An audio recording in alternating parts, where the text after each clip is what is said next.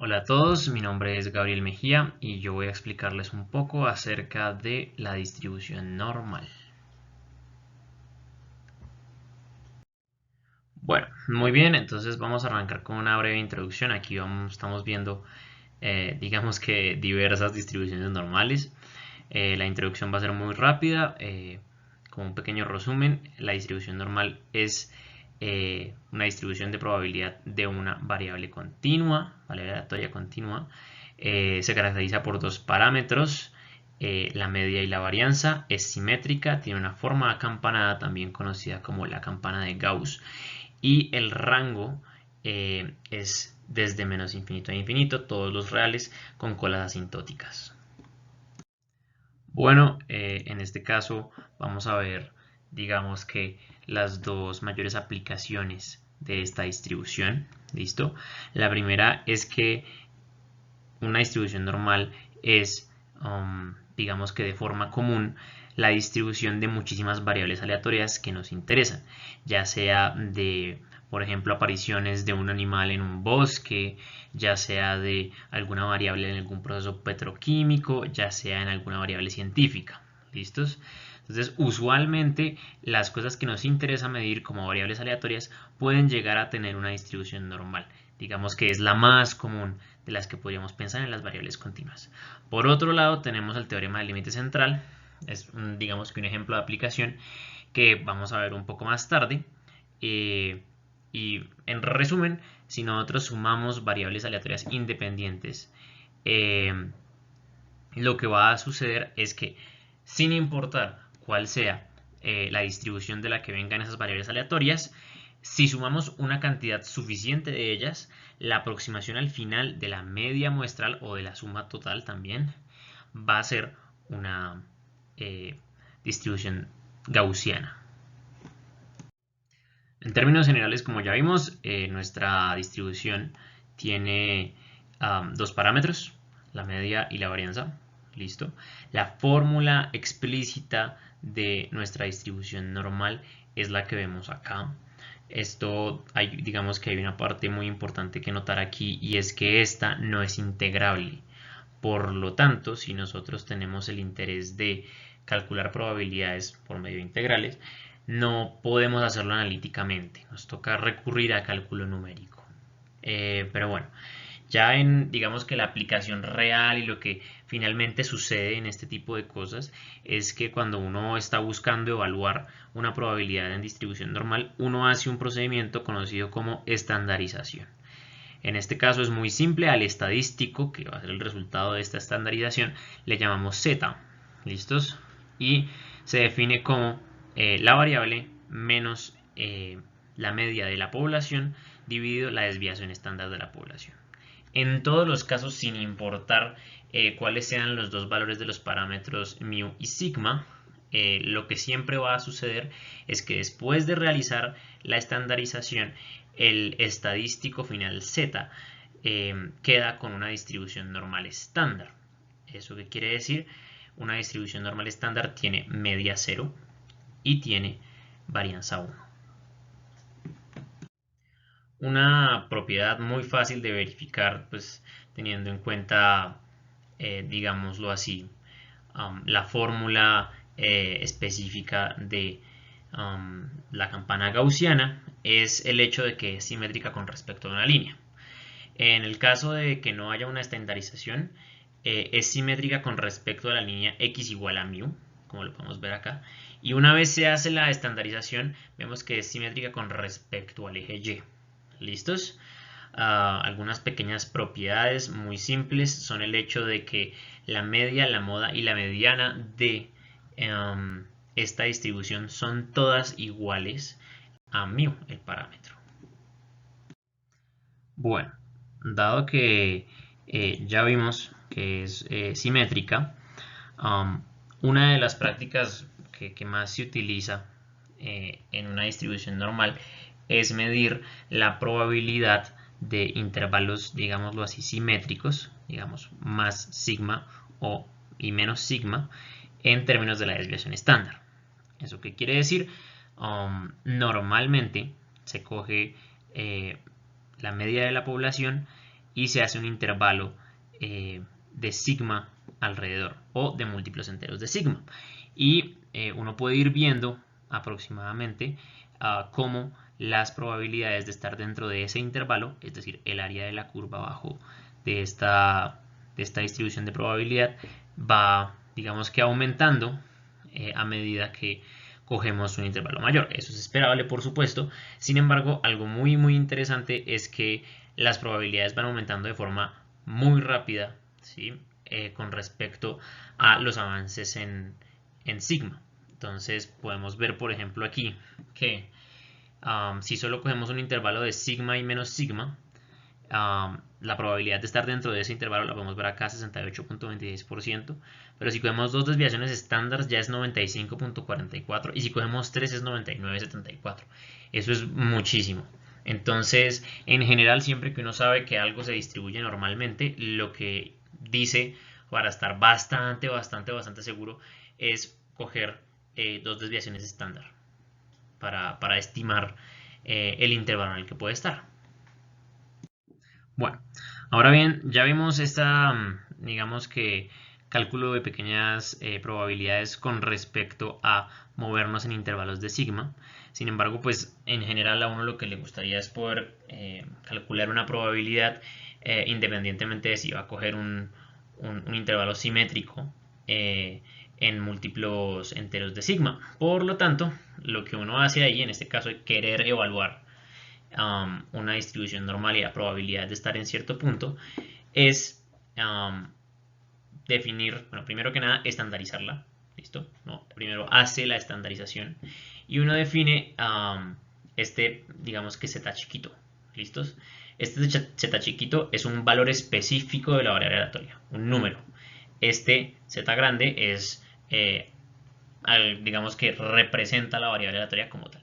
Entonces, y uno define esta función de probabilidad acumulativa como la probabilidad de que la variable aleatoria sea menor a z chiquito. Después de hacer la estandarización y digamos que tener esta distribución normal estándar, vamos a ver cómo es posible usar tablas numéricas. Ya vimos que la función no es integrable para calcular la probabilidad de cierto intervalo. Aquí está un ejemplo de una tabla que uno puede utilizar. Entonces es bastante simple.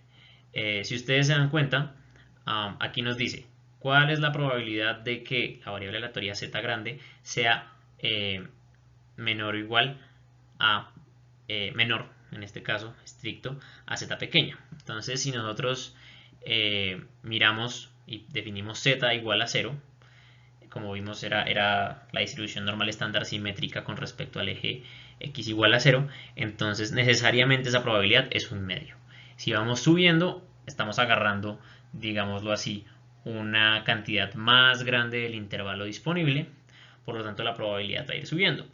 Claramente esto va hasta el infinito, sin embargo cuando nosotros llegamos aquí más o menos como a 3, 3.5, ya las probabilidades son demasiado cercanas a 1, tal que la precisión de la tabla no nos alcanza para mirarlo. Aquí no está la tabla completa, sin embargo, pues estas tablas son de amplio uso, la gran mayoría de gente las conoce. Sin embargo, ya esto es más como para hacer cálculos a mano, ¿sí? No obstante, actualmente esto ya se hace utilizando una línea de codiguito en Excel, en MATLAB, en Python, en R, el lenguaje que uno utilice, que le da mayor precisión y pues no es necesario hacer todo este proceso de mirar en la tabla. Bueno, muy bien. Entonces, ahora vamos a abordar un poquito el tema de intervalos de confianza, que es útil para estimar el parámetro de la media de una población cuando conocemos la varianza de esa población. Entonces, lo que vamos a suponer es que tenemos una población en general que tiene una distribución con media mu y varianza sigma cuadrado. ¿Listos? Aquí no estamos especificando la forma de la población. Fíjense en eso, muy importante. Puede ser cualquier tipo de distribución, no necesariamente normal, o puede ser normal. derivado del límite del teorema del límite central, sabemos que necesariamente la media muestral X barra que estamos viendo acá se distribuye de esta forma si el número de muestras es lo suficientemente grande. ¿Listos? Entonces vamos a tener media mu y vamos a tener desviación estándar sigma sobre raíz de n. Lo que podemos hacer, recordemos que aquí la idea en general es estimar el valor de mu conociendo sigma. ¿Listos? Hacemos una estandarización normal. Entonces tenemos nuestra estandarización y lo que nosotros podemos llegar a preguntarnos aquí es lo siguiente. Pensemos en esto. A mí me gustaría afirmar que la probabilidad de que mi estadístico Z estandarizado esté entre un rango que vamos a definir ahorita es igual a 1 menos alfa. A ese alfa lo vamos a conocer como la significancia. ¿Listos? En general sus valores son de 0.05 para obtener una significancia del 5% y una certeza conocida como 1 menos alfa del 95%. Esto podría traducirse de la siguiente manera. Yo puedo afirmar con una certeza del 1 menos alfa por ciento, dícese 95%, que el estadístico Z se encuentra entre estos dos valores. Entonces, vamos a aprovecharnos un poquito de la condición de simetría de la normal estándar. ¿Listos? Entonces vamos a coger este llamado valor crítico Z alfa medios y Z menos alfa medios, tal que estén a la misma distancia absoluta del eje Y. ¿Listos? Eso, pues haciendo la simetría, obtenemos esta relación de acá, que Z menos alfa medios es igual a menos Z alfa medios. Eso solo se traduce en que sus distancias son iguales. Y por lo tanto, vamos a definir Z alfa medios como el valor crítico. ¿Listos? Que cumple que la probabilidad de que la variable aleatoria sea mayor o igual a Z alfa medios es igual a alfa medios. Eso es bastante claro, ¿no? Y lo podemos extraer con muchísima facilidad de las tablas de la distribución normal. ¿Listos? Si ahora digamos que nosotros devolvemos lo que habíamos definido como el estadístico y hacemos un poquito de álgebra básica y ahora invertimos el problema, es decir, dejamos a mu en el centro, podemos obtener esta ecuación de acá, que sería básicamente coger esta ecuación y traducirla al mundo de x barra, mu y sigma. ¿Listos? Entonces, en este caso esto no tiene mayor cosa, pero fíjense que nosotros lo que podemos afirmar acá es que mu se encuentra entre la media muestral x barra menos algún error grande que estamos viendo aquí, más, y se encuentra entre la media muestral más algún otro error que es exactamente igual. ¿Listos? Si nosotros trasladamos esto al lenguaje de intervalos de confianza, lo que podemos afirmar es que con una confianza o con una certeza de 1 menos alfa por ciento, mu se encuentra dentro de este intervalo que estamos, digamos que poniendo aquí. En este caso, esto de acá, sigma sobre raíz de n, se define como el error estándar y estos son los valores críticos. Bueno, entonces ahora vamos a pasar un poquito a los ejemplos de aplicación. Así que vamos a leer este primer ejercicio. Entonces, una empresa de empaques biodegradables desea optimizar los tiempos de producción con el fin de aumentar la producción y disminuir los costos asociados. Para cumplir dicho propósito, la compañía estimó que el tiempo de producción en minutos de un lote de empaques se puede modelar como una variable aleatoria X, la cual sigue una distribución normal con media de 60 minutos y varianza sigma cuadrado. ¿Cuál es la probabilidad de que el tiempo de producción de un lote de empaques se encuentre entre más o menos 2 desviaciones estándar de la media? Entonces, este es bastante, digámoslo así, fácil por el hecho de que inclusive en una diapositiva anterior vimos cómo se comportaban las probabilidades con respecto a múltiplos enteros de la desviación estándar. básicamente lo que podemos llegar acá a decir es que vamos a hacer una estandarización. Hacemos esta estandarización aquí. Si ustedes se dan cuenta, no tiene mayor cosa. Ahora lo que vamos a hacer es resolver estas dos partes de acá para obtener que el estadístico z tiene que estar entre menos 2 y 2, lo cual también es la probabilidad de que z sea menor a 2 menos la probabilidad de que z sea menor a menos 2. Eso debido a, digamos, propiedades básicas de la probabilidad. Si nosotros resolvemos esto de aquí, hacemos un poquitico de álgebra, de nuevo no tiene mayor complicación, ¿sí? Lo que al final podemos lograr es que esa probabilidad que habíamos calculado es 2 veces la probabilidad de que z sea menor a 2 menos 1. ¿Listos? Si hacemos, vamos a la tabla, buscamos este valor de acá y hacemos las operaciones obteniendo que la probabilidad es del 95.44%. Ustedes se pueden devolver si quieren a la transparencia donde habíamos mostrado cuánto eran las probabilidades dependiendo de sigma, de los intervalos en sigma, y van a ver exactamente la misma probabilidad reflejada. Bueno, y ya vamos a utilizar, digamos que el último ejemplo de aplicación. Por lo tanto, bueno, aquí hay una pequeña explicación del teorema del límite central que ya vimos un poco, y por lo tanto vamos directamente al enunciado. Se tiene un fondo de inversionistas en el cual el valor que aporta cada inversionista mensualmente puede representarse como una variable aleatoria X con distribución triangular, cuyo valor esperado es de 3 millones y su varianza es de 0.66. Una varianza muy pequeña si ustedes me lo preguntan. De nuevo, se espera que el próximo mes de noviembre 100 inversionistas aporten en forma independiente capital al fondo. Pregunta A. ¿Cuál es el valor esperado del total de los aportes al fondo durante el mes de noviembre? Pregunta B. ¿Con qué probabilidad el fondo obtendrá aportes entre 295 millones y 305 millones? Entonces, arrancando por la parte sencilla. Sabemos que lo que queremos saber es el total de los aportes del fondo. ¿Eso qué quiere decir? Que hay que sumar digamos que toda la plata que se aportó. Por el teorema del límite central, esta variable aleatoria, que es la suma de todos, está distribuida de forma normal con el valor esperado n mu y varianza n sigma cuadrado.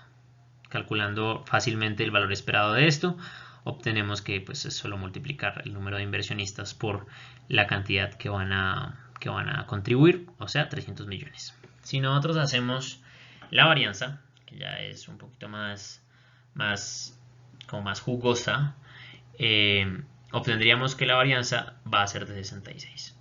Esto nos va a servir para la siguiente parte del ejercicio. Entonces, de nuevo, ahora nos preguntaron lo siguiente. ¿Con qué probabilidad el fondo obtendrá aportes totales entre 295 y 305 millones?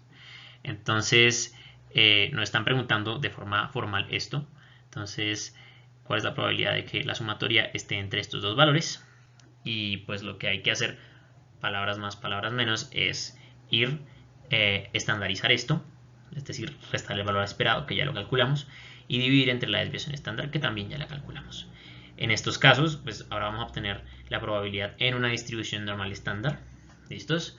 Que por lo tanto se va a ver de esta manera. Nos están preguntando ahora cuál es la probabilidad de que el estadístico z esté entre menos 0.615 y más 0.615. Digamos que aquí hay una pequeña línea de código de Excel que en español que puede solucionar esto. No es mayor problema. Y pues si evaluamos esa línea de código vamos a obtener la probabilidad, que es del 48.5%, que de hecho no es ni tanto, ¿no? Ni siquiera es la mitad. Sin embargo, pues esa sería la solución de nuestro ejercicio. Ya para finalizar, aquí les muestro las referencias de la presentación. Les agradezco mucho a todos por haber visto el video y espero que les haya ayudado a entender un poco más cómo funciona la distribución normal.